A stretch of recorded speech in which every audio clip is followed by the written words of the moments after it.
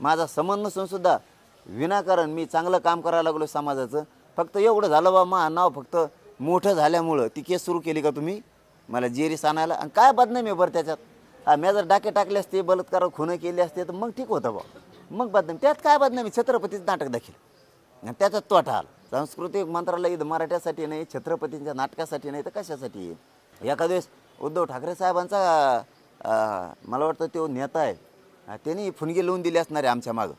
हो, नाटक त्याचं आहे ना, त्यांनी फुनगी लावून दिले. उद्धव ठाकरे साहेब बी म्हणले काका त्याला दी सुटूक न लावून जरांगीच्या मागं. होऊ शकतं. काल 4-5 वाजता 60 शुगर होती, नंतर रात्री ती 58 का काय झाली. त्यामुळं मला रात्री लाईक कळालं नाही, परंतु ती 40 जणांनी माझे हातपाय दाबून धरले रात्री आणि मला सलाईन दिली.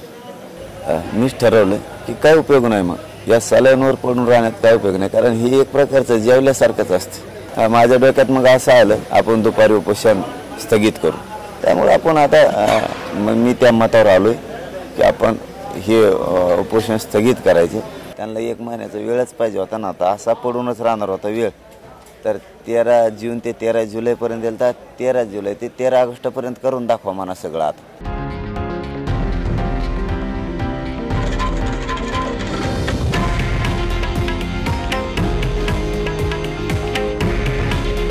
हे आहे देशातील नंबर 1 न्यूज नेटवर्क आणि आपण पाहत आहात TV9 मराठी. काळजी तुमची, हित महाराष्ट्राचं.